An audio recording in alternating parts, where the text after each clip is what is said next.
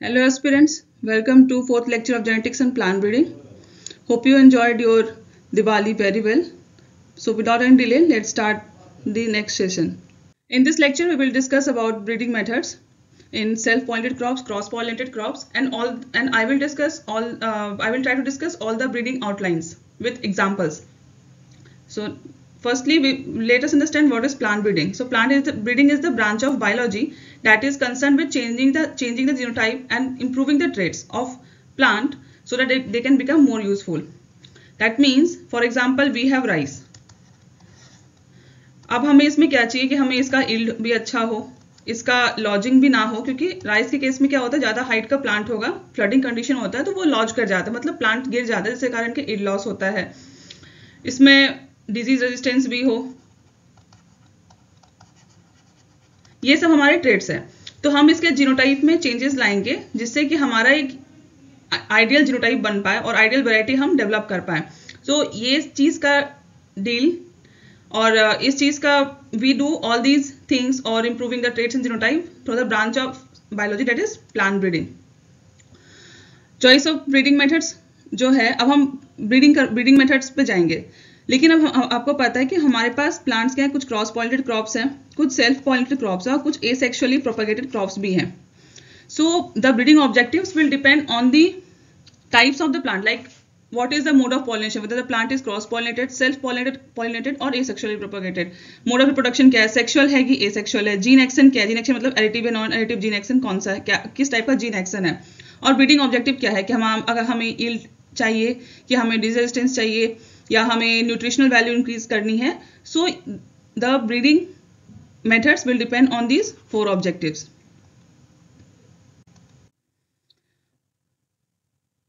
Now first, let's differentiate between what is self-pollinated crop and cross-pollinated and asexually propagated crops. So self-pollinated crops के examples हैं wheat, rice, pea. cross-pollinated में maize, sorghum, sunflower. asexually propagated मतलब ये जो हम vegetative part से propagate करते हैं, जैसे कि पोटैटो के केस में क्या होता है कि हम इसको ट्यूबर से प्रोपगेट करते हैं, और शुगर कैन में हम इसको शूट से प्रोपगेट करते हैं, और कटिंग्स के थ्रू बनाना में भी इसका राइजोम से प्रोपगेशन होता है.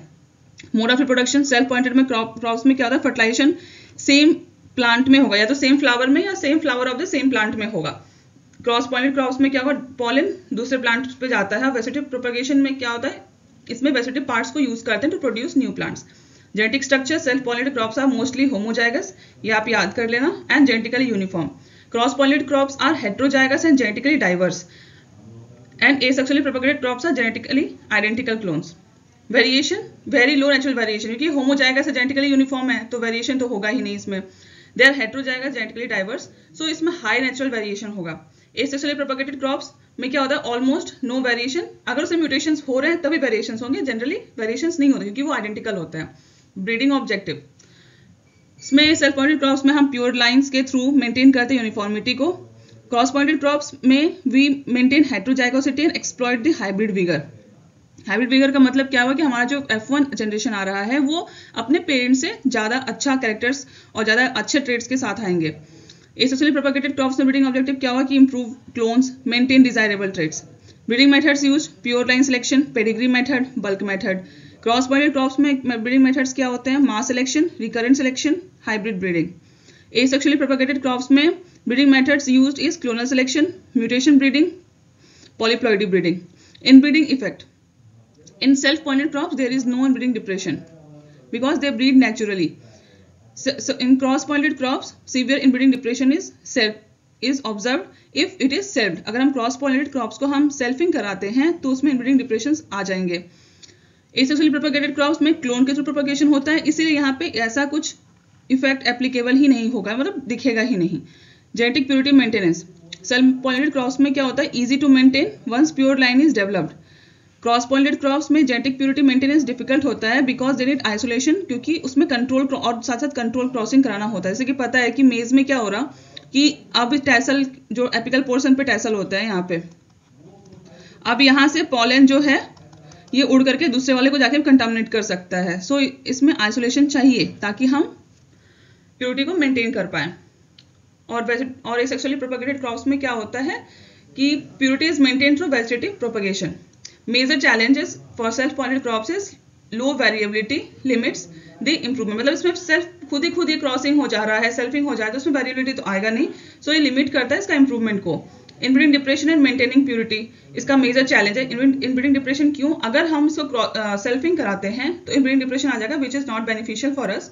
एंड इन मेंटेनिंग प्योरिटी, क्योंकि this is highly cross point, cross में पॉलन ग्रेन्स लंबे डिस्टेंस पे ट्रेवल करते हैं, तो ये एक वैरायटी के पॉलन ग्रेन दूसरी वैरायटी को जाकर के भी कंटामिनेट कर सकते हैं। So maintaining purity is also major challenge in cross pollinated crops.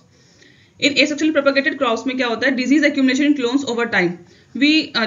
इसमें क्या होता है कि हम सेम ही वेजिटेटिव, मतलब पेरेंट्स से हमने एक पार्ट निकाला वेजिटेटिव पार्ट, अब हम इसको वापस से रीयूज कर रहे हैं ओवर द ईयर्स, तो हो सकता है कि इसमें डिजीज एक्यूमुलेशन हो जाए किसी जनरेशन में, फिर हम उसको नेक्स्ट जनरेशन पे ले जा रहे हैं, तो वो कैरी ओवर हो सकता है डिजीज, मतलब डिजीज का। So this is the major challenge. ये टेबल आप ध्यान से देख लेना।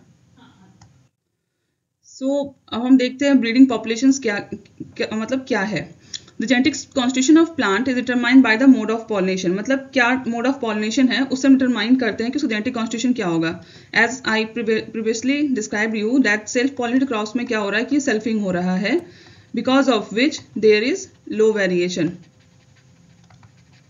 ठीक है, क्रॉस पॉलिनेटेड क्रॉप्स में क्या हो रहा है कि आउट क्रॉसिंग हो रहे हैं बहुत ज्यादा, मतलब पॉलन जो है एक प्लांट से from plant one they will travel to next plant. Okay, so इसके कारण क्या हो रहा है, यहाँ पे वेरिएशन हो रहे हैं, तो क्या हो रहा है कि जेनेटिक कॉन्स्टिट्यूशन भी चेंज होगा। सेल्फ पॉलिनेशन में सेल्फिंग के कारण होमोजाइगोसिटी इंक्रीज होता है और क्रॉस पॉलिनेटेड क्रॉप्स में हेटेरोजाइगोसिटी इंक्रीज होता है। So in case of self pollinated crops we need to exploit homozygosity, whereas in case of cross pollinated crops we need to exploit heterozygosity. Based on a genetic constitution, plant breeding populations are of 4 types: homogeneous, heterogeneous, homozygous and heterozygous. Now what is homogeneous? Homogeneous means genetically similar plants constitute homogeneous populations. मतलब genetically similar plants होंगे दो, ये plant A plant B genetically similar है, तो ये दोनों मिलकर के population constitute करेंगे, मतलब populations बनाएंगे। इसके examples हैं pure lines, inbred lines, F1 hybrid between two pure lines और inbred lines, मतलब दो pure line के बीच का F1 या इन दो inbred line के बीच का जो F1 hybrid आ रहा है वो homogeneous होंगे या progeny of a clone। Heterogeneous क्या होगा? Genetically dissimilar plants constitute heterogeneous population. अब प्लांट ए हमारे पास और plant B they are genetically different, so they will constitute, अगर किसी पॉपुलेशन में है सो उस पॉपुलेशन को हम लोग कहेंगे हेट्रोजीनियस पॉपुलेशन। इसके एग्जांपल्स है land races, mass selected populations, composites, synthetics and multilines. Heterogeneous में क्योंकि ये जेनेटिकली डिसिमिलर है so they have wider adaptability and stable performance under different environments. इसका मतलब क्या हुआ कि अब हमारे पास मान लो एक डिजीज रेजिस्टेंस है, अगर हमारे पास प्लांट जो अगर होमोजीनियस ही है तो क्या पता ये रेजिस्टेंट हो जाए या फिर कभी ये ससेप्टेबल हो जाए, लेकिन अगर ये हेट्रोजीनियस है, कोई कैपिटल आर है, कोई स्मॉल आर है, कोई कैपिटल आर है, तो अलग अलग तरीके के प्लांट है। अगर मान लो हमारा ये प्लांट ससेप्टेबल है तो हो सकता है कि ये दो प्लांट जो है ये रेजिस्टेंट हो, तो ये एक पॉपुलेशन में होंगे, जेनेटिकली डिफरेंट एक पॉपुलेशन में होगा, सो दे हैव वाइडर एडेप्टेबिलिटी और stable performance under different environmental conditions. Homozygous individuals with like alleles at corresponding loci do not segregate on selfing, मतलब इसमें like alleles जो दो लोकाई पे एक जैसे alleles प्रेजेंट होते हैं। इसके एग्जांपल है pure lines, inbreds, mass selected populations in self pollinated plants. Heterozygous individuals with unlike alleles, अलग तरीके के alleles होंगे, जैसे कि एग्जांपल में F1 हाइब्रिड्स, मतलब क्या, और हाइब्रिड क्या होगा कि अगर हमने मान लो एक कैपिटल टी स्मॉल टी को क्रॉस कराया, हमारा हाइब्रिड क्या आ गया स्मॉल टी, ये हो गया हेट्रोजाइगस। तो दे विल सेग्रीगेट मतलब कि जब भी गैमेट फॉर्मेशन करेंगे मियोसिस पे तो दो तरीके के गैमेट्स बनते हैं, ठीक है। वेल होमोजाइगस में क्या होगा, कैपिटल टी होगा या स्मॉल टी होगा। अभी सेग्रीगेट भी करेंगे तो एक टाइप के ही गैमेट्स बनेंगे, so they do not segregate on selfing. अगर इसको सेल्फिंग कराएंगे तो सेग्रीगेट कहाँ करेगा, ये भी कहाँ करेगा, लेकिन capital T small T they will segregate, so they are heterozygous and also since they are segregating they have high greater buffering capacity at environmental fluctuations. Okay, इसके एग्जांपल्स हैं F1 hybrids, composites and synthetics। ये चीज ध्यान रखना, जो heterogeneous है, heterogeneous जो है और homogeneous, they are for populations whereas homozygous and heterozygous are for individuals. अब हम देखते हैं हाइब्रिडाइजेशन क्या है। Hybridization is defined as a method of producing new crop varieties by crossing two genetically different plants.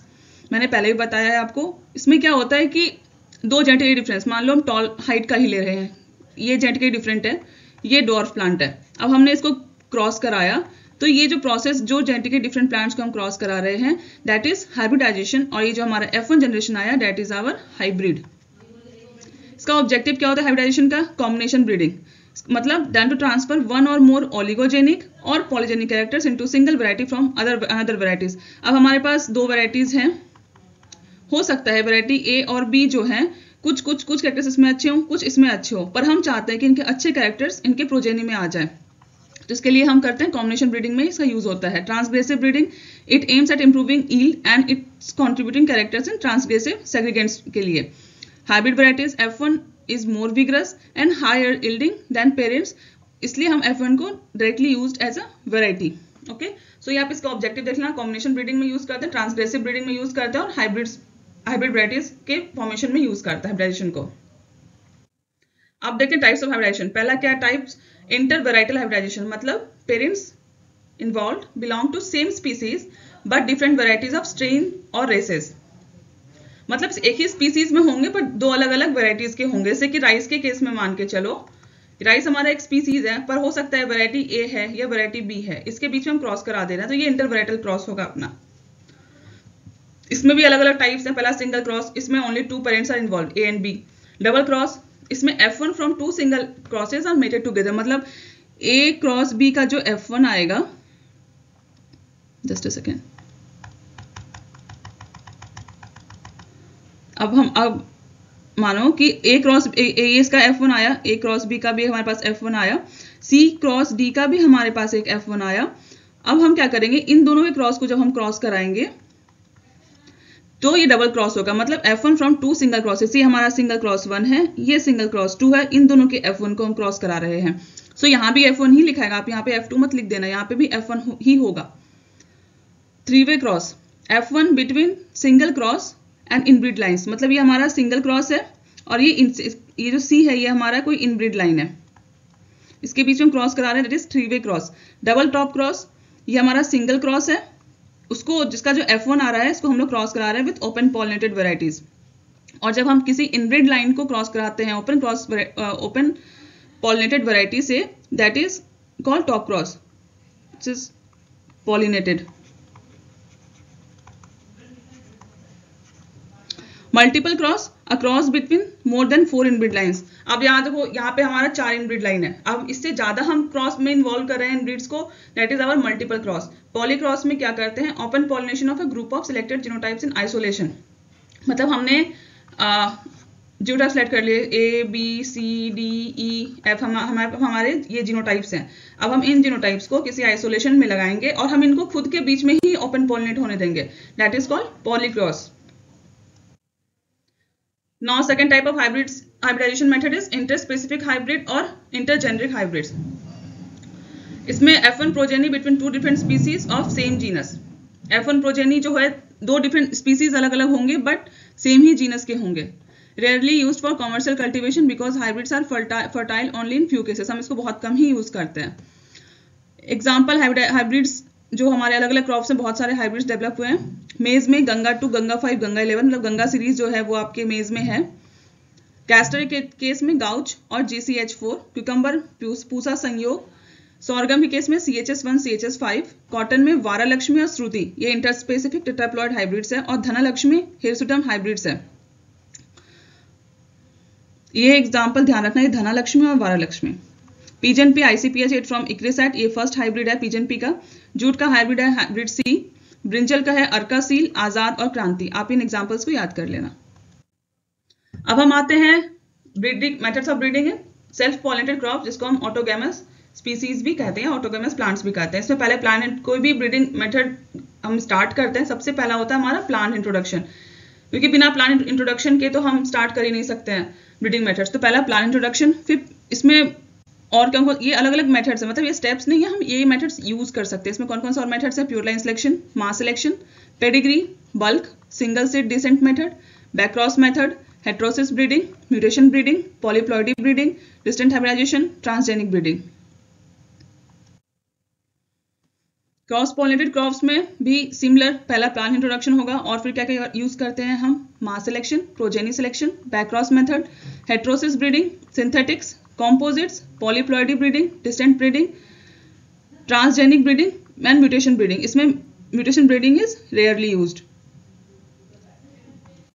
For asexually propagated species, first is plant introduction, clonal selection, mass selection, which is rarely used in case of asexually propagated crops, heterosis breeding, mutation breeding, polyploid breeding, distant hybridization and transgenic breeding. Now we will see step by step all the breeding procedures. First is plant introduction. It is the process of introducing new plants into new area. मतलब new crops into new area. मतलब कोई भी एक plant हम लेंगे, plant कोई एक variety लिया या फिर say a crop with that will be introduced in a new area. हमने examples पढ़े जैसे कि that is potato. What is potato?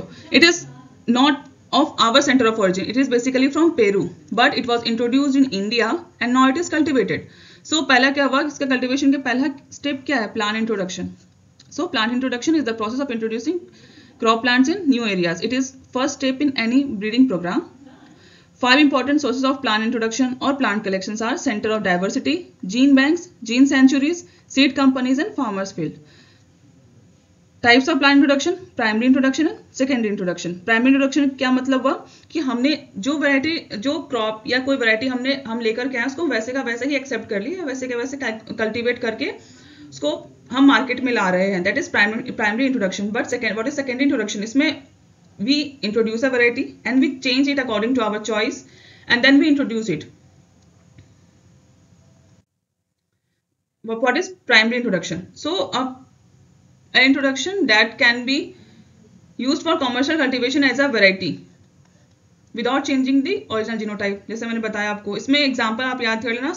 In wheat, Sonora 64 and Lerma Rosso is the primary introduced variety. And in case of rice, semi-dwarf varieties like Taichung Native 1, IR8, IR20 and IR36. Secondary introduction that can be used as a variety after selection from original variety. मतलब हमने जो कोई original variety, मान लो कुछ X नामक कोई original variety, हमने उसको introduce किया, फिर हमने उसमें से selections करके नई variety बना लिए. That is secondary introduction. In case of wheat, it is Sonalia and Kalyan Sona. Plant introduction organization. So for any material to be introduced in a country or into an area, we need to seek the permission from our organization which is solely responsible for the introduction of a particular species, varieties or anything. Because sometimes we introduce varieties and it might have some spores or some disease. So before that, these organizations check all those check all those varieties that are to be introduced in the area, ताकि हम उसको अच्छे से grow कर पाए और further कोई complaint ना आए related to disease or any kind of weed infestations. So for that, at international level, we have our institute, that is IPGRI, International Plant Genetic Resources Institute, Rome, Italy, that deals with introduction of plant materials at global level. In India, we have 3 institutes. First is NBPGR, National Bureau of Plant Genetic Resources, New Delhi, that deals with introduction of agriculture and horticulture crops. Second is Forest Research Institute, FRI, Dehradun, that deals with introduction of forest trees. Third is Botanical Survey of India, that is established at Kolkata. It deals with introduction of medicinal and botanical plants. आप ये याद करना कि there might be questions like for introduction of agriculture and horticulture crops, which institute is responsible? That is NBPGR. Similarly, for forest trees is FRI, and for medicinal and botanical plant, that is Botanical Survey of India. What are the uses of plant introduction? The introduced species or plant, anything or material can be used as a variety. That is in case of wheat, Sonoro 64 and Lerma Rosso 64, Taichung Native 1, IR8, IR20, IR36 in case of rice. In case of soybean, Bragg and Lee. Or as a new variety after selection, that is Sonalia and Kalyan Sona. मतलब हमने, that is the material that we have introduced. We will select some good plants from that and we will develop some varieties and then we will reintroduce it again. Third is plant in hybridization program. The cotton hybrid H4 is developed by cross between Gujarat 67 and American Nectarilus. ये जो variety है that is introduced variety for plant as a parent in case of cotton hybrid H4. Now coming to breeding methods. First is mass selection. Mass selection is the oldest method of breeding. Commonly it is used in case of cross-pollinated crops. Plants are selected on the basis of phenotype and open pollinated, that is random mating is done. Seeds from them are bulked together and raised to next generation. मतलब like we have a population, we will select some plants from it, we will harvest and bulk these seeds. Then these bulk seeds are grown again in the next generation. Then again selection is done. Then again bulking and harvesting and bulking. Then we will go on and on till further generations till we reach the level कि हमें desired characteristics मिल गए population में. It is based on maternal parent क्योंकि हम इसको phenotype के basis पे ही देख रहे हैं. So that is mass selection is based on maternal parent only, not on paternal parent. There is no control of pollen because we are random mating, allowing them to random mate. There is no progeny test conducted. The efficiency of mass selection primarily depends upon the number of gene controlling the character, gene frequency and heritability of the consented. जो trait जितना ज़्यादा heritability show करेगा, that will be transferred more in the next generation and that will be selected more. Now what are the achievements? In case of pearl millet, we have varieties like Baba Puri, Jamnagar Giant, Pusa Moti, AF3. It is used in case of Toria to increase the oil by 16%. In case of maize, we have varieties T41, T19 and Jaunpuri. In case of cotton, we have C402 and C502 from Desi cotton and 100F and A19 from American cotton. In case of castor, we have varieties like S20, B1 and B4S. Now coming to next breeding method, that is progeny selection. Here the superior plants are selected from heterogeneous population on the basis of progeny. मतलब हमारे next generation में उसके progeny आएंगे. अब हम उसमें देखेंगे, we'll see that the like progeny A, progeny B, progeny C, progeny D are from this plant 1, plant 2, plant 3, plant 4. Okay. So this progeny is superior, this is superior. So इसका मतलब क्या हुआ? Their parents also might be superior. So we will select these two plant 1 and 3 and we will discard this 2 and 4 plant because their progenies were not superior. So basically here the principle lies कि we will select the superior plants on the basis of progeny performance. It was developed by Louis de Vilmorin, also known as Vilmorin principle. It is useful in two ways. First, in understanding whether a plant is true breeding, that is homozygous or heterozygous for a particular character. And secondly, in assessment of breeding value of the plant. Breeding value means what? If it has good breeding value means if it has some traits, that is it has some good traits having high heritability, it will also have high heritability जो इसमें transfer होंगे. So अगर progeny अच्छा है तो हमारा parent भी अच्छा होगा. If the selected plant is really superior, its progeny will also exhibit superior performance and vice versa. This is the principle of progeny selection. There are two types of progeny selections. First is year to row method and second is modified year to row method.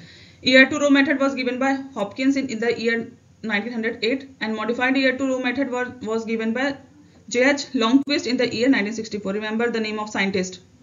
This is much important than the breeding methods or principles. Now next breeding method is pure line selection. Pure line, what is pure line? It refers to the homogeneous progeny of self-pollinated homozygous plant. मतलब कि जो self-pollinated plant है उसके homogeneous progeny जो है that is pure lines. The concept of pure line was given by Johansen in the year 1903 while working in the princess variety of common bean, that is Rajma. In pure line selection, a large number of plants are selected from self-pollinated crops and harvested individually. Individual plant progenies from selected plants are evaluated and best progeny is released. मतलब कि हमारे पास एक population है, हमने इसमें से individual plants को select कर लिया. अब हम just a second.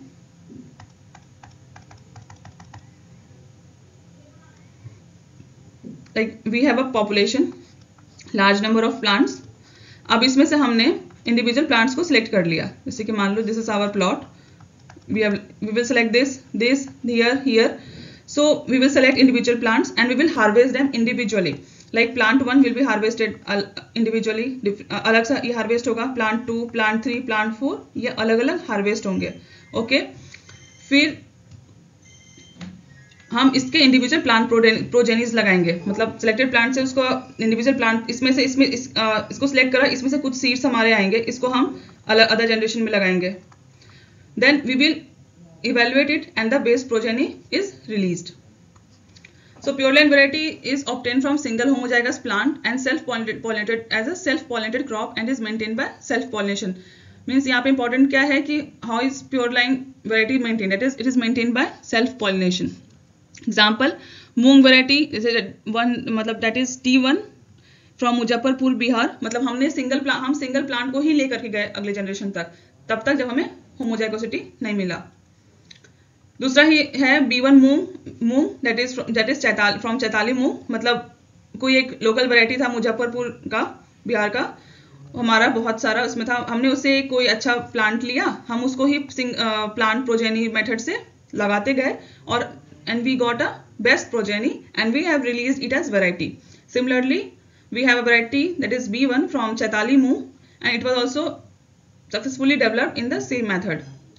For urad we have varieties T9, T27, Naveen, Kullu 4, T122. Now coming to next method, that is pedigree selection. It was developed by Love in the year 1927. In this method, individual plants are selected from F2 and subsequent generations and their progenies are grown and record of all the parent offspring relationship is maintained and the selection is continued until progenies become homozygous. मतलब इसमें individual plants को हम select करते हैं F2 से. मतलब selection का process कब स्टार्ट हो रहा है पेडिग्री सिलेक्शन में? From F2. फिर हम इसको तब तक सिलेक्शन करते हैं तब तक कि we reach the stage of homozygosity. Here from the F2 and onward generation we maintain the pedigree. Pedigree means we maintain the ancestral record, like what are their parents, from which plant, which line and all, we maintain pedigree. It is used in combination breeding and transgressive breeding. इसके examples हैं rice के case में Krishna, Ratna, Padma, Jaya, Kaveri, Sabarmati. Wheat के case में है जनक, Pratap, RJ. 2535 in cotton we have Sharda, Khandwa 3, Sahana, Suvi, MCU 9, MCU 11. Pigeon P we have T21 and Prabhat. In green gram we have T2, T44 and Sheila. In P we have Pant Matar 2, Jawahar Matar 1, etc. So इसमें important क्या है कि किसने दिया, कहाँ पे selection, in which stage we start selection and for what it is used and what are the examples. ये ज़्यादा important है rather than the breeding procedure, because I have just dealt because I want you to understand what it is. Now moving on to next method, that is bulk method of breeding. It was first used by Nelson and Ehel in the year 1908 at Savlov. It is also a mass method or population method of breeding in which F2 and subsequent generations seeds are harvested in bulk to raise next generation. At the end of bulking period, individual plants are selected and evaluated in similar method as in pedigree method of breeding. मतलब इसमें हम F2 के बाद generally F6 तक हम लेके जाते हैं, 5 F6 तक हम सीड्स को हार्वेस्ट करते हैं इन बल्क और हम हर नेक्स्ट जनरेशन में इसको हार्वेस्ट करेंगे बल्क में. नेक्स्ट डे ग्रो करते जाएंगे टिल F6 तक हमें ऑलमोस्ट होमोजाइगोसिटी मिल जाता है, तभी हमारा बल्किंग पीरियड एंड हो जाता है. फिर हम उसका सिलेक्शन करते हैं in the similar manner as in pedigree method. इसके एग्जांपल्स हैं नरेंद्र राय has been developed in brown mustard. Single seed descent method. It is modified form of bulk breeding in which it was proposed by Gaulden in the year 1939 and later it was applied by Graffius in oats and by Bream in soybean. Single seed descent method breeding is a breeding method in which only one seed from each plant is selected and grown in next generation without selection for desirable traits and during early generations until a high level of homozygosity is achieved, and the main objective is rapidly advancement of generations till F6 or F7 generation where the plants become genetically stable and then selection is done for desirable traits. मतलब हम bulk breeding में क्या कर रहे हैं, मतलब F2 onwards क्या करते हैं, हम टिल F6 या F7 तक हम बल्किंग करते हैं सारे के सारे प्लांट, मतलब plant A, plant B, plant C, plant D, हमारे सारे के सारे प्लांट्स का हम सारे सीड्स को बल्किंग करते हैं। पर हम यहाँ इसमें क्या कर रहे हैं, हमारे पास plant A B C D है, इसका एक सीड, इसका एक सीड, इसका एक सीड, इसका एक सीड लेके हम नेक्स्ट जनरेशन ग्रो करेंगे टिल F6 और F7 जनरेशन तक हम जाते हैं। वहाँ वो जेनेटिकली स्टेबल हो जाता है। उसके बाद हमारे जो डिजायरेबल ट्रेट्स हैं लाइक डिजीज रेजिस्टेंस या प्लांट हाइट वॉटएवर, तब हम वहाँ सिलेक्शन करते हैं। ठीक है, किसने दिया, कौन से ईयर में दिया, बाद में किस किस क्रॉप्स में इसको यूज किया गया, ये आप देख लेना। Then next method is back cross breeding method. Here मतलब यहाँ बैक क्रॉस का मतलब क्या हुआ कि हम when F1 is crossed with either of its parents, okay, हम F1 को पेरेंट से क्रॉस करते हैं, उसको बोलते हैं back cross method. In this system of breeding repeated back crosses are made to transfer specific character to a well adapted variety for which the variety is deficient. मतलब मान लो हमारा वैरायटी A है, बेस्ट सुटेबल वैरायटी है, सब कुछ अच्छा है, बस इसका एक प्रॉब्लम क्या है, it is susceptible to a particular disease. Okay, then we have a variety B in which मतलब ये it is not a good variety but it has disease resistance. तो हम कंटिन्यूस इसे हमारा इधर क्रॉसिंग कराएंगे, हमारा F1 आया, फिर हम इसको बार बार इसको बैक क्रॉसिंग करवाते हैं with either of its parents, ताकि हमारा जो एक ट्रेट था, जो अच्छा ट्रेट था, ये जो वैरायटी A था, it has some trait that is lacking, so it will be transferred from B here in A in the genetic background of A। मतलब बैक क्रॉसिंग का मतलब क्या है, हमने एक ट्रेट तो ट्रांसफर कर दिया but we need the genetic background of A, so that's why back cross breeding is done with the either of its parents। अगर इसके requirements क्या है, recipient parents होने चाहिए and donor parent। recipient parents means a well adapted variety having all desirable characteristics but lacking a specific trait। इसको हम लोग repeatedly use करते हैं back crossing में, ताकि the trait which we want to be transferred from a donor parent gets transferred in a recipient parents genetic background। इसको हम recurrent parent भी बोलते हैं क्योंकि हम इसको बार बार यूज करें, that's why it is also called as recurrent parent। donor parent क्या है, a variety having specific gene to correct the defects in recipient parents। मतलब कि ये उतना अच्छा नहीं होता, it is not good, not well adapted variety, not desirable variety, but it has a specific trait like disease resistance। तो हम इस trait को रेसिपिएंट पेरेंट में ट्रांसफर करना चाहते हैं, उसके लिए हम एक पेरेंट यूज करते हैं, that is donor parent. It is only once used in back crossing. मतलब हम जब दो पेरेंट्स को क्रॉस कर रहे हैं, रेसिपिएंट और एक डोनर पेरेंट को, डोनर पेरेंट का सिर्फ एक ही बार यूज होगा, that's why it is also known as non recurrent parents. With each successive back cross the proportion of heterozygosity decreases by 50%, और हम लोग कह सकते हैं कि homozygosity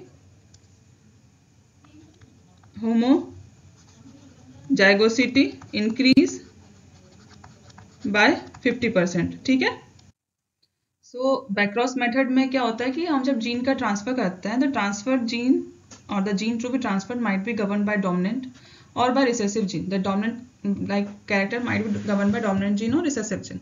So in case of dominant gene, for transfer of dominant gene, if the character is governed by dominant gene, repeated back crossing of 6 to 8 generation with recurrent parents is done without selfing। After 6 to 8 back crossing, heterozygous plants are selfed for one generation to get resistant plant। हम इसमें जो हमारे पास जो parent आ रहे हैं A और B, तो like for A, if it is a recurrent parent and B is a non-recurrent parent, or we can say it is a donor and it is a recipient। So हमारा जो gene transfer है, that is governed by dominant gene capital R and the recipient parent is small r। So हमें F1 क्या मिलेगा, R small r। Now we will back cross it with small r।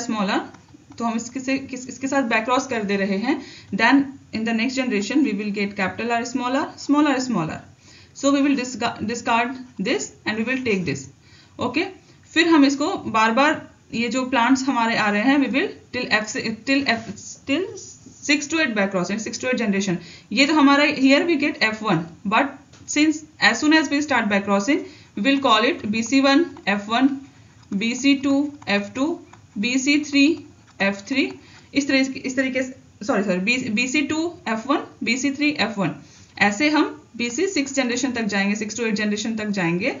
Then वहां पे हम जब heterozygous plant हमारा आएगा, हम बार बार हेटेरोजाइगस प्लांट को ही सिलेक्ट करेंगे, होमोजाइगस को हम डिस्कार्ड करते हुए जाएंगे। Now we will self it after 6 to 8 back crossing, we will now self it, then we will get R small r, then we will take this resistant parent, then we will get resistant plant। So the purpose of back crossing was कि if we want to transfer this gene into a recipient parent like dominant recipient parent, we did back crossing कि जो हमारे जो traits हैं वो हमारे जो parents में आ जाए, like traits gets transferred into the parents in the same genetic background, मतलब हमारा genetic background maintain रहे. रिसेसिव जीन में क्या, रिसेसिव जीन ट्रांसफर में क्या होता है कि हमारा मान लीजिए पेरेंट है 1 और 2, हमने इसका क्रॉसिंग कराया तो हमारा रिसेसिव जीन का ट्रांसफर है, तो हमारा that is donor parent is small R and our recipient parent is capital R, so we get capital R small R. This is F1. After F1 we will do selfing one, then we will get F2. Okay, now we will do 2 back crossing, then we will get BC1 and BC2 F2, then again we will do selfing. So इसका मतलब क्या है, हम F1 के बाद selfing कराएंगे, then after every 2 back crossing we will do selfing, ताकि so the recessive genes get transferred into the recurrent parent or the recipient parent and the character that is tested only in the self. हम जब selfing करेंगे ना तभी हम check करेंगे कि वो जो कैरेक्टर ट्रांसफर हो रहा है कि नहीं, not during back crossing. Okay, so dominant gene में क्या कर रहे हैं कि हम we get F1, then we go till 6 to 8 back crossing, after that we do selfing. But in case of recessive gene, we after getting F1 we do selfing, then after every 2 back crossing we do selfing. During selfing, after selfing we check that the character that we want to get transferred is present there or not. मतलब जो character का हमें checking करना है वो हम सिर्फ self generation में करेंगे. सो ये आप डिफरेंस देख लेना. बैकक्रॉस मेथड्स के थ्रू हमने कॉटन में कुछ वैराइटीज डेवलप करे हैं, दिग्विजय, विजपाल, कल्याण, V797. ठीक है. Now coming to heterosis. Heterosis term was first used by Shull in the year 1914. ये this is important, this scientist is very much important. Okay, it refers to the superiority of F1 hybrids in one or more characters over its parent. मतलब हमारे जो hybrids आएंगे that will be more superior than either of its parents, so it is termed as heterosis. Genetic basis of heterosis को बताने के लिए we have 3 hypotheses: dominance hypothesis, over dominance hypothesis and epistatic hypothesis. Dominance hypothesis was proposed by Davenport, Bruce, Kebley and Pellow. According to this hypothesis, the result of superiority of dominant allele over the recessive allele when the recessive alleles are deleterious in nature. मतलब जो हमने पढ़ा था कि जो dominant अलील होता है that is superior recessive अलील को सुपीरियर, मतलब वो हमेशा ही रिसेसिव अलील को ढकना चाहेगा. मतलब dominant allele will get expressed and it will try to suppress the expression of recessive allele. This is what dominance hypothesis says. इसका मतलब heterosis is directly proportional to the number of dominant gene. Suppose we have capital A, small a, capital B, small b. Here heterosis is more as compared to small a, capital B, crossed with capital A, small b, small. मतलब ये समझ के चलो like we have parent 1, parent 2, हम इसका crossing कराएंगे, so we will get this progeny.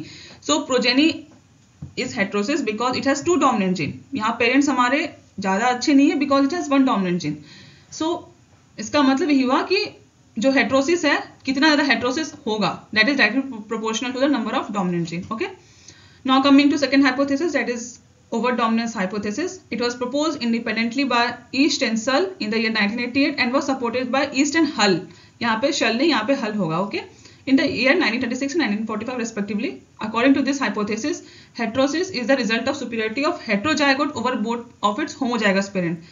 That means if we have a parent small a, like suppose if we have parent capital T and second parent small t, so we get capital T small t. इसका कहने का मतलब ये this is heterozygote will be superior to homozygous parents. Okay.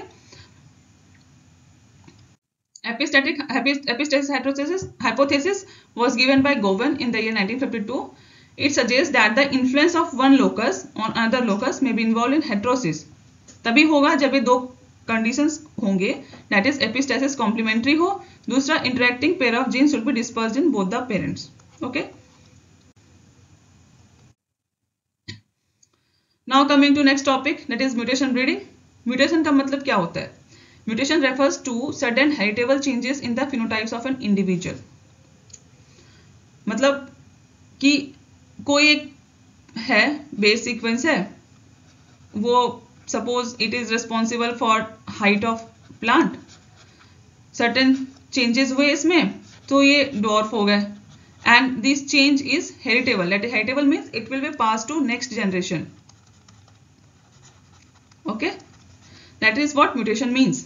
Mutation that is sudden heritable changes in the phenotype of the individual. Individual के phenotype में change होगा, मतलब change हो रहा है उसके मतलब बेस पेयर्स में चेंजेस हो रहा है, but that changes is observable और and that observable changes is heritable. That is what mutation is. अगर मान लो म्यूटेशन में purine is replaced by purine, as we know we have nitrogenous bases that is purine and pyrimidine. Okay, so purine दो होते हैं हमारे पास, AG, और pyrimidine अपने पास क्या हो गया, CTNU. A means adenine, guanine, cytosine, thymine and uracil. So if A is replaced by G or G is replaced by A, that is transition, and if C is replaced by A or A is replaced by C, vice versa, whatever, that is known as transversion. That is, if purine is replaced by purine, it is called transition, or pyrimidine is replaced by pyrimidine, that is also transition. But agar purine is replaced by pyrimidine, that is transversion. Mutation is commonly used in self-pollinated crops and asexually propagated species. Mutation breeding is a method that uses physical radiation or chemical means to induce spontaneous variation in plants to develop new crop varieties. ठीक है. Mutagens. What are mutagens? मतलब mutagens is a chemical or physical agent that induces mutations in the DNA of an organism. Basically एक substance है ये, that will be either chemical or physical, any substance, or we can let's say it is an agent. It is an agent that may be chemical or physical that induces mutation in the organism. Two types, physical mutagen and chemical mutagen. Physical mutagen हमारे पास है ionizing radiations, non-ionizing radiations and particular radiation. Ionizing radiations क्या होते हैं, high energy radiations होते हैं that causes break in DNA strands. इसके examples हैं gamma rays that is produced by cobalt 60, X-rays and fast moving neutrons. Non-ionizing radiations we have that causes thymine dimers in DNA. Thymine will जुड़ करके एक thymine दूसरे thymine से जुड़ जाएगा, that will form thymine dimers. And इसका example है UV rays. Particular radiation में we have high speed particles that penetrate plant tissues. We have example इसके हो गए alpha particles and beta particles. Chemical mutagens में we have alkylating agents that add alkyl group to DNA. इसके example है EMS ethyl methane sulfonate, MMS methyl methane sulfonate and DES diethyl sulfate and mustard gas, out of which EMS is most commonly used. Azridines interact with DNA and proteins and causes mutations. Trinemon and TIPA base analogs, it mimics DNA bases and are wrongly inserted like 5-bromouracil and 2-aminopurine. मतलब ये जो nitrogenous bases है इसको mimic करेंगे और ये वहां चल जाएंगे, इसके कारण कि अगर A आना है तो T आ जाएगा, T आना है तो G आ जाएगा. Others they causes chemical chain structures of the bases. इसके एग्जांपल है sodium azide, nitrous acid. Now let's see the varieties in different crops that are developed from mutation breeding. In cotton we have Indore 2, Pusa Ageti and Rashmi. For wheat we have Pusa Lirma and Sharbati Sonora. Rice we have Jagannath, Sattari, Prabhavati. Sorghum we have CO21. For pea we have Hans. Sesame we have Kalika. For tomato we have Pusa Lal Meruti. Castor bean we have Aruna. Papaya we have Pusa Nanda. For banana we have Dwarf Cavendish and Ras Thali. Just mug up these examples. अब आते हैं what is synthetic and composite variety. Synthetic varieties is developed by crossing in all combinations of number of lines that combine with each other. हम अलग अलग lines लेंगे, उनको एक दूसरे से क्रॉस करवाएंगे, फिर हमें उससे जो प्रोजेनी मिलेगा हम उसके सीड्स को बल्क करके रख लेंगे. For composite means mixing seeds of several phenotypically outstanding lines and encouraging open pollination to produce crosses in all combination among the lines. इसमें 4 to 8 parents are involved. Here many parents are involved. GCA test करते हैं. GCA में general combining ability. हम यहाँ पे इसे check करते हैं कि हम जो क्रॉसेस बना रहे हैं क्या वो एक दूसरे से कंबाइन हो पा रहे हैं कि नहीं अच्छे से. कब कंबाइन होंगे तभी हमें पता चलेगा कि हमारे जो प्रोजेनी आ रहे हैं वो सुपीरियर हो रहे हैं कि नहीं. कंपोजिट वेराइटीज में we do not test for GCA. Cost is less than that of composite variety. For composite, its cost is less than the hybrid. It shows less heterosis than hybrid, the synthetic variety, whereas composite variety shows more heterosis than synthetic variety. Reconstitution is done in case of synthetic varieties, whereas in case of composite varieties, reconstitution is never done. Maintenance of variety is easy in synthetic varieties, and maintenance is very difficult. Maintenance of variety is difficult, but it is easy in case of composite varieties. Prediction of performance इसमें possible synthetic varieties में, जबकि composite varieties में prediction of performance is not possible. आपको हम कुछ examples देखते हैं synthetic varieties के. सुगर बीट में we have punch synthetic 3. In cauliflower we have cauliflower synthetic 3. For composite varieties in case of maize we have a number of varieties, that is Jawahar, Vijay, Kisan, Amber, सोना, विक्रम, प्रोटीना, रतन, शक्ति. ये एग्जांपल्स आप याद कर लेना. Now coming to some MCQs. Here, hybrid vigor और heterosis is exploited in which group of crops? मैंने आपको पहले पढ़ाया आपको कि सेल्फ पॉइंटेड क्रॉप्स में तो हम करेंगे नहीं, क्योंकि इसमें जो हमारे सेल्फिंग करते हैं इसमें क्रॉस पॉइंटेड क्रॉप्स में हम दो डाइवर्स पेरेंट्स को क्रॉस कर रहे हैं, तो we get a heterozygous plant और the F1 that are superior. सो हम इसमें ही करेंगे एक्सप्लॉइट. वेस्टेटिव प्रोपेगेटेड क्रॉप्स में नॉट नीडेड बिकॉज वो तो आइडेंटिकल होते हैं. पॉलीप्लॉइड क्रॉप्स में भी नहीं होता, एपोमिक्टिक में भी नहीं होता. ठीक है, इसका एग्जाम्पल होगा cross pollinated crops. In which generation does selection starts in pedigree method of breeding in self-pollinated crops? Pedigree method में कब start करता है, अभी बताया था आपको. That is, it starts in from F2 generation. हम कोई भी selection procedure है F2 generation से ही start करते हैं because वो segregating generation होता है. In F1 it is not segregating. That's why mostly in all breeding methods or selection process, the selection is started from F2 generation. The scientist credited for pure line theory in plant breeding is Johnson. It's very simple. बाकी जो यहाँ पे examples ये जो scientist के name है like Mendel father of genetics के क्या कंट्रीब्यूशन है, जैसे कि शल, इसका क्या कंट्रीब्यूशन है, he gave the term heterosis और इनके और भी कुछ कंट्रीब्यूशंस हैं. ह्यूगो डुवेरिस गेव द टर्म म्यूटेशन और the idea of mutation in the year 1900. Examples के साथ जो साइंटिस्ट के नाम है आप इसको भी देख लेना. Now who is known as father of mutation breeding? इसके एग्जांपल हो, इसका आंसर है Stadler.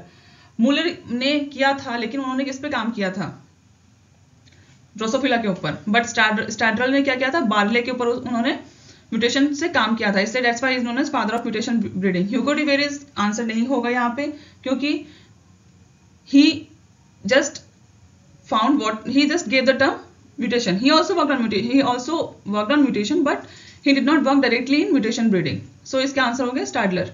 Vavlov gave center of origin concept. Norman E. Borlaug, father of green revolution in world. In India, that is M.S. Swaminathan. Most widely used chemical mutagen in case of plant breeding, अभी बताया, it is EMS. Okay. Gamma rays in mutation breeding are commonly obtained from cobalt 60. ठीक है. Which of the following is non-ionizing radiation mutagen used in plant? इसके example है UV rays. ठीक है. Alpha और beta हो गया पार्टिकुलेट, और आयनाइजिंग में है गामा रेज. ठीक है. In which generation of mutations most easily detectable selected plants, मतलब हम किस जनरेशन में प्लांट्स को सिलेक्ट कर देखते हैं, M2 जनरेशंस में. Plant introduction refers to creating new species through hybridization, bringing plant varieties from one generation to another for cultivation, or introducing genes using biotechnology, developing the male sterile lines, and last is inducing mutations using chemicals. इसका example क्या, इसका answer क्या होगा, option B.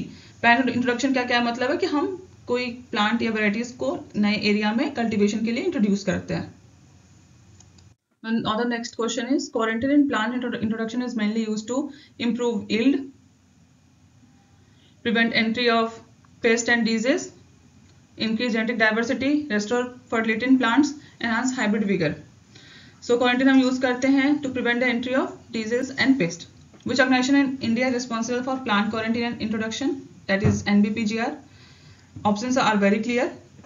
So we have NBPGR, National Bureau of Plant Genetic Resources, situated in New Delhi. It is responsible for the introduction of agriculture and horticulture crops. Along with that, it is also responsible for introduction of genetically modified crops under the Environmental Protection Act. You remember this? Then other two organizations that are responsible for introduction in India or for plant quarantine, that is FRI, Forest Research Institute Dehradun, for forestries, and Botanical Survey of India Kolkata for introduction of medicinal and botanical plants. Now the last question is example of plant that became a weed after unregulated introduction. The options are very clear. So आप इसका answer देना और try to answer it and try to revise whatever I have taught, and also just go through all the examples.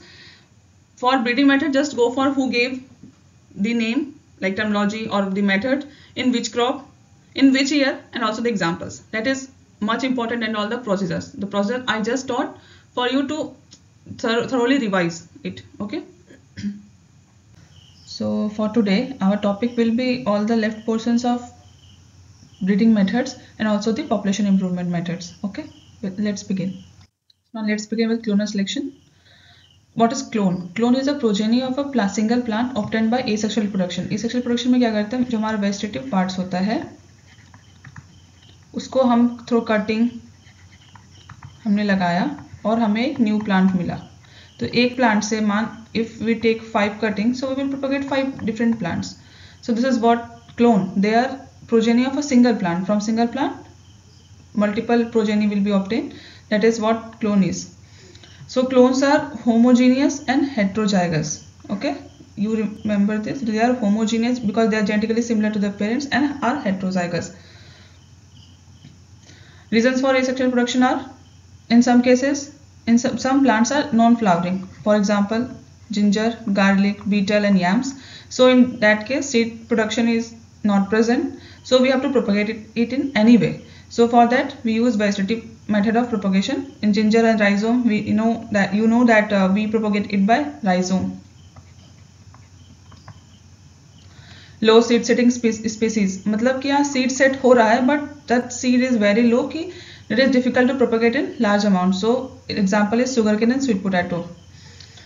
Normal flowering and seed setting species, they are highly heterozygous, and vegetative propagation is essential to maintain heterozygous balance. And apomictic species like many fruits, जिसमें कि like citrus हो गया, mango हो गया, इनमें through apomixis seeds का development होता है.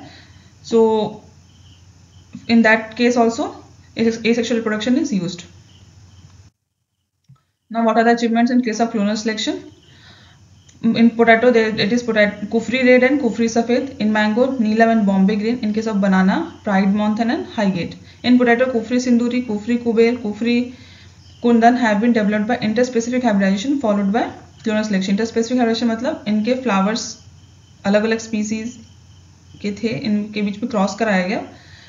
तो जो क्रॉस कराने के बाद जो हमारा एम्ब्रियो बना, जो हमारा प्लांट बना, तब इंटरस्पेसिफिक हाइब्रिडेशन में क्या होता है कि जो हमारा F1 है वो स्टेराइल होता है जनरली.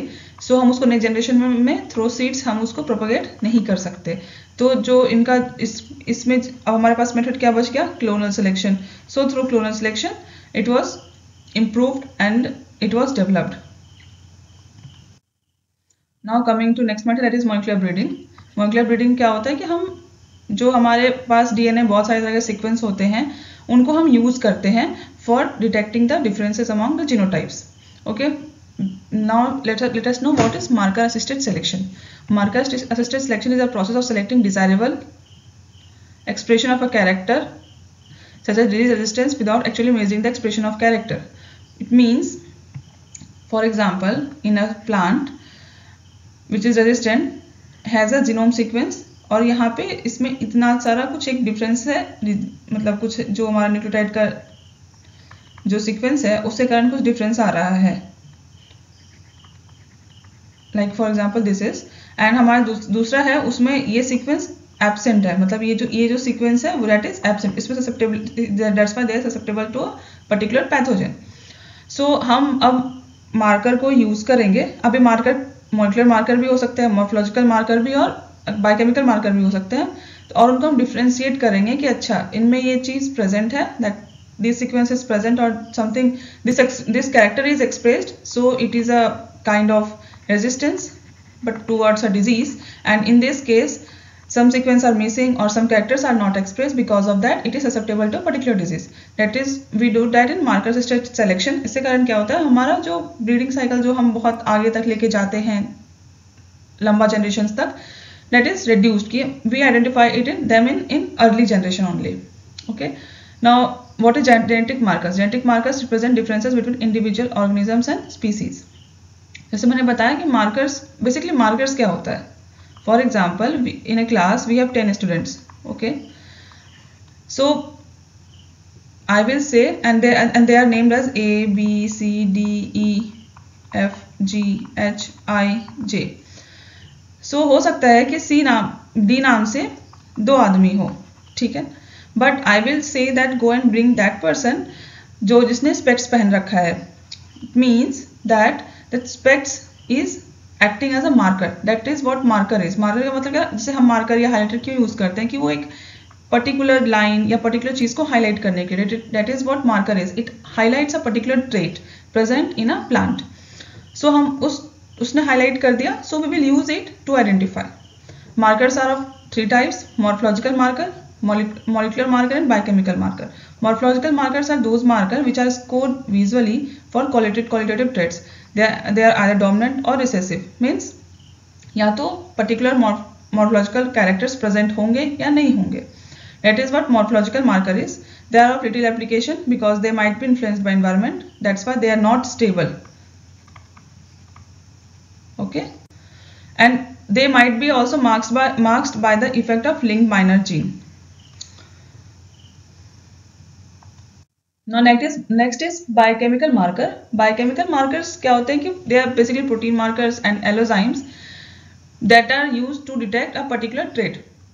प्रोटीन मार्कर्स को हम कैसे डिटेक्ट करते हैं? Through electrophoresis and separated and stain. हम लोग इलेक्ट्रोफोरेसिस जेल जो होता है, इलेक्ट्रोफोरेसिस जो हमारा वेल होता है, इसमें हमारा ये वेल है.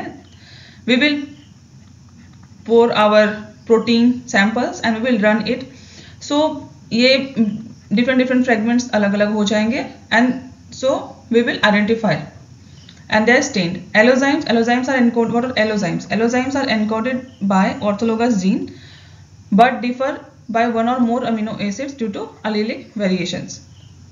They are codominant in nature, limited in number. Biochemical markers क्या होता है? Limited number के होते हैं और growth stage specific. Means for example, if a particular biochemicals or metabolites that are expressed in germination stage might not be expressed during flowering, और जो flowering में एक्सप्रेस हो रहा है हो सकता है वो मैच्योरेशन में एक्सप्रेस ना हो सकता है कि जो जर्मिनेशन में एक्सप्रेस हो रहा है they are not express in vegetative. So they are highly stage specific and are limited in number. This is the disadvantage of biochemical marker. Now coming to next, what is molecular marker? Molecular marker is the sequence of DNA that is readily detected and whose inheritance can be easily monitored. Means molecular ये basically DNA sequence होते हैं, different traits के अलग DNA sequence होंगे and they are inherited and their inheritance is easily monitored. They are monitored because of some sequences present beside them. They are also detected. They can be detected also. And ये detection ये साथ detect करता है polymorphism है DNA level. DNA level पे polymorphism detect करता है. जो बायोकेमिकल और मॉलिक्यूलर मॉर्फोलॉजिकल मार्कर्स थे वो डीएनए लेवल पे पॉलीमॉर्फिज्म्स को डिटेक्ट नहीं करते हैं. दे डिटेक्ट जस्ट कि अगर protein sequence different, proteins are different, that means they are different for different traits for disease resistance. For example, a particular protein is expressed in a plant, so वो B में नहीं हो रहा है, that means A is resistant and B is susceptible. Similarly, a particular trait that is not expressed related to disease resistance in case of morphological marker, so वो disease resistance के लिए susceptible है नहीं, अगर है susceptible है नहीं है tolerant है. Similarly, molecular markers में क्या होता है कि DNA लेवल पे हम डिटेक्ट करते हैं. The following are the types of molecular markers. First is hybridization based marker. और hybridization based marker होगा such as non PCR based. Example RFLP. PCR based markers RAPD, AFLP and SSR. DNA sequence based markers CAR, CAPS and SNP. ये you remember this example. Now coming to what is RFLP, restriction fragment length polymorphism. इसमें क्या होता है कि हमारा एक DNA sample है we have a DNA sample, we will digest it with restriction enzyme, and then we will run the product on electrophoresis. Then we will get different patterns of band. Then we will blot it on a blotting will be done on a hard surface. Then we will label it with a probe. ठीक है, these steps are not much important, just remember this. It is codominant in nature, highly polymorphic and reproducible. Reproducible का मतलब क्या हुआ? Reproducible का मतलब हुआ if RFLP is used for detection of a particular trait in for example in lab X, similar expression will also be produced in lab Y. मतलब कि हम जहाँ पे भी इसको यूज करें RFLP मार्कर्स को फॉर अ पर्टिकुलर प्लांट और पर्टिकुलर ट्रेट, सो वो सिमिलर ही रिजल्ट अलग अलग लैब्स में दे, ना कि different result. That is what reproducibility means. Disadvantages: large amount of DNA is required and labor intensive. Okay. Now what is RAPD marker? Restriction amplified polymorphic DNA. In this, single primer is used, that is 10 base pair. Primers are also called as oligonucleotides. Sometimes you might find this term, so don't get confused.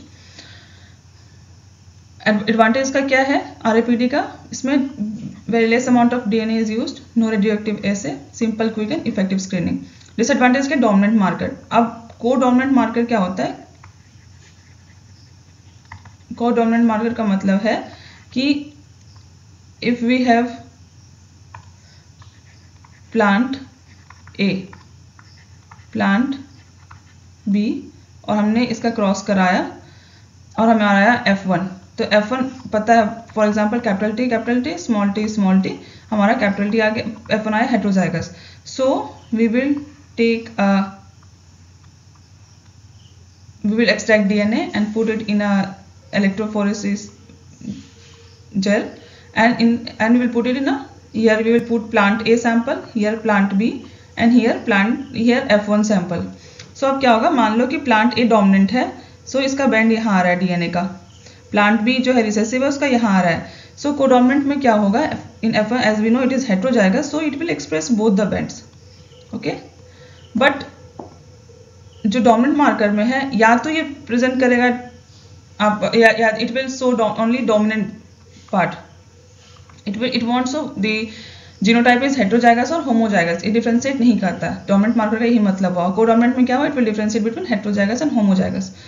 RAPD का एक और disadvantage क्या है, poor reproducibility, means it will give different result in different labs, they are sensitive to PCR conditions. Now next is AFLP, amplified fragment length polymorphism. इसमें भी DNA use करते हैं to cut, restriction enzyme is used to cut DNA and liked it with a adapter. Suppose this is our DNA, हमने restriction enzyme से इसको काट दिया, हमारे this is the small fragments of DNA that we got. Now we will ligate it with a adapter. ये हमारा adapter molecule है. Okay, so this is what amplified fragment length polymorphism is. They are extremely, advantage क्या, they are extremely sensitive, मतलब polymorphism अगर है तो they will easily detected. They are highly reproducible and they use in fingerprinting as well as mapping. Disadvantage क्या, ये भी dominant marker है, expensive है and large amount of DNA is required. Simple sequence repeats or SSR, also called as microsatellites, they are just tandem repeats of mono, di, tri and tetra nucleotides. As we know, we have 4 nucleotides: adenine, guanine, cytosine and thymine. So इनका repeats, अब या तो ये repeats A form में हो सकता है, 4 बार A हो गया या 10 बार A हो गया, या तो ये G सिर्फ हो सकता है, या तो C, या तो हो सकता है AGCT का रिपीट हो. ठीक है, या तो AGCT का रिपीट हो, कंटिन्यूअस रिपीट्स हो. This is what SSR is. Tandemly arranged, tandem का मतलब क्या, पास ही अरेंज्ड होता है. Highly distributed through out the genome and so high level of genetic variation. हो सकता है कि अगर वो राइस के पर्टिकुलर वैरायटी में AGCT का सीक्वेंस अगर 10 बार रिपीट है, हो सकता है दूसरे वैरायटी में 20 बार रिपीट हो, जिस कारण से उनमें डिफरेंसेस आ रहे हैं. और मोनो मीन्स एक ही न्यूक्लियोटाइड का रिपीट बार बार. ए डाई में क्या हो, AG सी टी, इनका रिपीट होगा। ट्राई में क्या हुआ, या तो ए जी सी टी, तीन का रिपीट होगा, इसमें चारों का रिपीट होगा। Codominant in nature means they will differentiate between heterozygous and homozygous. Codominant का मतलब ये भी होता है, जस्ट रिमेंबर दिस। डोमिनेंट का मतलब क्या हुआ, they will either show dominant और रिसेसिव, मतलब अगर है तो ठीक है, नहीं है तो नहीं है, मतलब वो ऐसे ही शो करते हैं। But codominant show differentiate between heterozygous and homozygous. Dominant does not differentiate between heterozygous and homozygous. A pair of primer is used. They are highly polymorphic and highly reproducible. Okay. Disadvantage is no need, इसमें there is need of DNA sequence information, क्योंकि इसमें जो primer use करते हैं हम, primer बनाने के लिए we need sequence information. Then only we can make primer की पर्टिकुलर जो सेगमेंट है डीएनए का, यहाँ पे रिपीट प्रेजेंट है, यहाँ पे रिपीट प्रेजेंट है. If we know the DNA sequence, then only we can make the primers. So that's why need of DNA sequence information. Cost of synthesizing the primers are very high. Now SCAR stands for sequence tagged characterized amplified region. It is genomic DNA fragment at a single genetically defined locus identified by PCR amplification using a pair of primers. ठीक है. RFLP और RAPD markers को हम SCAR में convert करते हैं. They are dominant. They are stable, more informative than RAPD, and are reproducible. Now CAPS stands for clipped amplified polymorphic sequence. It is codominant in nature and requires small quantity of DNA. Now SNP, single nucleotide polymorphism. It is difference found at a single nucleotide position due to substitution, deletion or insertion. मतलब कि अगर DNA sequence है, for example A G C T A G C T, अब दूसरे में क्या हो गया, A अब G खत्म, यहाँ पे नहीं है, C T A G C T. So यहाँ पे G is absent, here G is present. This is what SNP means. Single nucleotide का पोजीशन जो है वो उसमें उनमें डिफरेंस आते हैं, या तो हो सकता है कि वो इंसर्ट हो गया हो ड्यू टू इंसर्शन, या ड्यू टू डिलीशन और due to substitution. Substitution means कि अगर A गया है तो G आएगा, G गया है तो A आएगा, मतलब सब्स्टिट्यूट होता है. सब्स्टिट्यूट का मतलब क्या होता है कि एक जा रहा है तो दूसरा उसके प्लेस पे आ रहा है. जब डिलीशन के क्या मतलब होता है कि that base pair is completely deleted. Insertion means inserting a nucleotide. They are mostly biallelic in nature, useful for genome mapping, detection of mutation at molecular level, because this SNP might be created by mutation. These are the types of mutation. So mutation के कारण होता है, किस type का mutation है molecular level पे, उसको detect करने के लिए हम लोग SNP को यूज करते हैं. Less informative than SSR and are codominant in nature. Now coming to next topic, it is population improvement.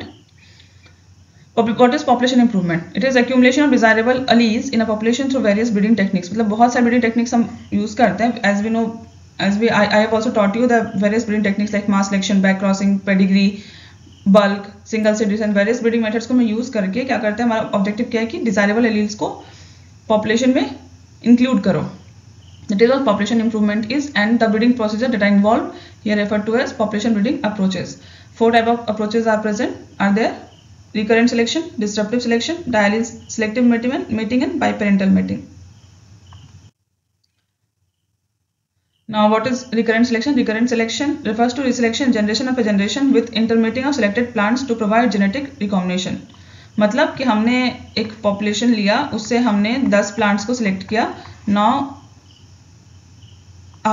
we will allow them to intermate and then again we will grow next generation. फिर हमने उसमें selection किया, फिर हम उसको intimate करा रहे हैं. That is what it is. Recurrent selection मतलब बार बार सिलेक्शन कर रहे हैं, बार बार उसको इंटरमेटिंग करा रहे हैं to get genetic recombination. It is important method for improving the frequency of desirable alleles in plant breeding population. The idea was independently proposed by Hayes and Garber and East and Jones, but the procedure was described by Jenkins, and the term recurrent selection was coined by Hull. Remember these scientist names; they are very important. Types of recurrent selection: simple recurrent selection for GCA, recurrent selection for SC or specific combining ability, and reciprocal recurrent selection. Simple recurrent selection में it is also known as phenotypic recurrent selection. इसमें कोई tester include नहीं होता है.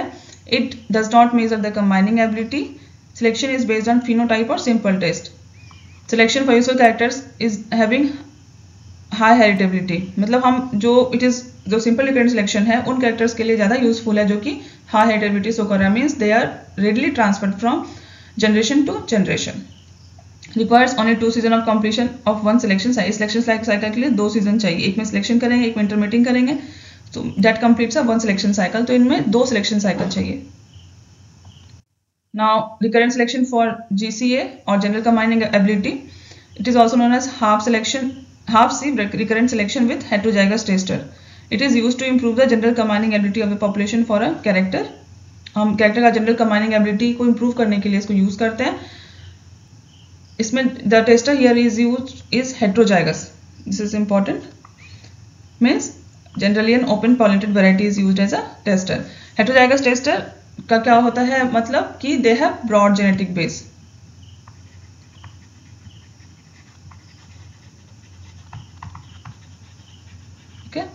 It is used for genetic improvement of quantitative characters. Selection is based on the basis of test cross performance. Test cross कैसा perform कर रहा है उसके बेस पर हम सिलेक्शन करते हैं। More effective with incomplete dominance. Incomplete dominance के साथ ही more effective and less effective with over dominance. Used for improvement of characters governed by additive gene action. Requires 3 season. एक साइकिल कंप्लीट करने के लिए 3 सीजन या 1 year या फिर 3 साल चाहिए।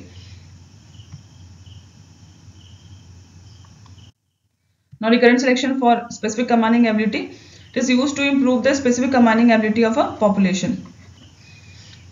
इसमें होमोजाइगस टेस्टर यूज करते हैं, मतलब कि नैरोजेनेटिक बेस होगा, टेस्टर क्या होगा, इनब्रीड होगा। और फॉर GCA जब रिकरेंट सिलेक्शन यूज करते हैं वहाँ पे हम ओपन पॉलिनेटेड वैरायटी यूज करते हैं क्योंकि हेट्रोजाइगस टेस्टर है वहाँ पे। ये मोर इफेक्टिव है for over dominance and less effective for incomplete dominance. It is just reverse of recurrent selection for GCA. It is used for the character governed by non-additive gene action, और recurrent selection for GCA में इसलिए था additive gene action के लिए ज़्यादा useful है। Similarly इसमें भी 3 साल चाहिए फॉर या फिर 3 सीजन चाहिए for completion of 1 cycle of selection.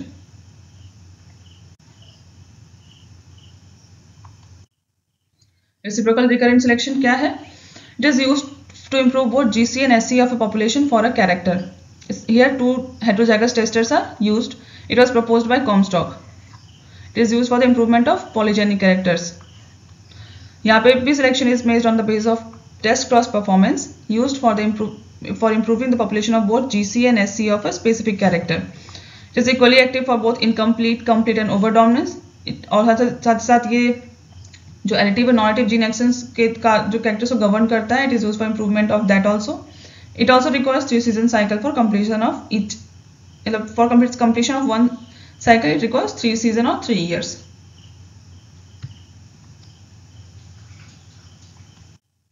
Now next method of population improvement is disruptive selection. It is used for development of superior genotypes in the population. In this both extreme types of characters are selected in segregating population and intermating is done among selected plants. For example, in case of disease resistance, 2 extreme characters means one is resistant and one will be susceptible. We will select both and intermating will be done among them. Okay, the concept was given by Mathur and Thode. Remember the scientist name, जहाँ भी scientist के name है, किसने दिया, किस crop में दिया, कब दिया, remember that. Okay, कब दिया that is not much important, but just remember the scientist name. Okay, used for improvement of both self-pollinated and cross-pollinated species. Dialy selective mating, it was proposed by Jensen and used for and he used it for genetic improvement of wheat. Commonly it is used for genetic improvement of autogamous small grain crops. It involves parental dialyl series, F1 dialyl series and selective mating. इसका end product क्या होगा, pure line variety होगा या मास selected variety होगा या फिर parental lines हमें मिलेगा। What is biparental mating? It refers to crossing randomly selected plants in F2 subsequent generation of a cross in definite fashion. हमारा एक प्रॉपर मेथड होगा क्रॉस करने के लिए। इसमें हम क्या करते हैं, जो प्लांट सेलेक्ट करते हैं वो F2 में करते हैं, सब्सिक्वेंट जनरेशन में क्रॉस में सेलेक्ट करते हैं, फिर हम उनको एक पर्टिकुलर फैशन या पर्टिकुलर डिजाइन होता है बायपेरेंटल मीटिंग में, हम उसको यूज करते हैं। That design is not of much important for you, just remember this कि F2 एंड सब्सिक्वेंट जनरेशन में we select the plants and cross them in a definite fashion. It is much important that it was developed by Comstock and Robinson in the year 1948 and 52. It is an important method for restricting favorable genes in a population, and also effective for breaking undesirable linkages. मतलब होता है ना कि sometimes we make crosses and we get good characters also in the F1, but along with that some kinds of undesirable linkage or undesirable characters also come. That is because of this undesirable linkage. So इसको break करने का काम कौन करता है? For it we use biparental mating. इसका answer होगा RFLP. I have taught you this in previous slides. In marker assisted selection mass, the most preferred marker type is dominant marker with RAPD, co-dominant marker like SSR and SNP, morphological markers, biological marker only, और polygenic marker with like ill traits. तो यहाँ answer होगा कोडोमिनेंट markers, क्योंकि markers हमें जानना होता है कि जो हमारा प्लांट है हेटेरोजाइगस और होमोजाइगस, तो हम लोग उसके लिए कोडोमिनेंट मार्कर्स जनरली प्रिफर करते हैं. सो इसका आंसर होगा हाइज एंड गार्बर. मतलब रिकरेंट सिलेक्शन का कॉन्सेप्ट हाइज एंड गार्बर ने दिया था, साथ ही साथ ईस्टर्न जोन्स ने भी दिया था इंडिपेंडेंटली. बट इसका जो प्रोसीजर रिकरेंट सिलेक्शन का वो किसने दिया था? जेनकिंस ने. और जो टर्म है recurrent selection that was coined bye हल. Okay. The term recurrent in recurrent selection refers to repeated use of same parent each year. No. Repeat cycle of selection and recombination. Recurrent mutation procedure. Use of recurrent parent in back crossing. Repeated harvest of same crop. नहीं, यहाँ पे क्या होगा इसका answer? Repeated cycles of selection and recombination. मतलब हम cycle बार मतलब हर बार हम उसको सिलेक्ट करते हैं प्लांट्स को, फिर हम उसको बार बार इंटरमेटिंग कराते हैं, क्योंकि जेनेटिक रिकॉम्बिनेशन हमको डिजायरेबल जीन्स का मिलता रहे. That is what recurrent selection means. So यहाँ ऑप्शन बी है, that is correct. Reciprocal recurrent selection was developed by, इसका आंसर होगा कॉम्स्टॉक. ठीक है, आप सारे साइंटिस्ट के नेम्स को याद कर लेना. यहाँ पे हाइज एंड गार्बर ने क्या किया था? इन्होंने they propose the idea of recurrent selection independently. Hull give the term recurrent selection. ठीक है, और कॉम्स्टॉक ने रेसिप्रोकल रिकरेंट सिलेक्शन दिया था. So just remember all the scientist name, that is important rather than all the procedure. किसमें heterozygous tester is used, किसमें homozygous tester use करते हैं, कौन सा एडिटिव जीन एक्शन के लिए अच्छा है, कौन सा नहीं है. So remember all these. Okay, and also all the examples. So with this I and this session. Hope you enjoyed this session. Just revise, क्योंकि टाइम काफ़ी कम है. ठीक है, जो भी पढ़ाया रिवाइज करें, and do let me know if some points are left. I will try to cover it as soon as possible. Happy learning and all the best for your exam.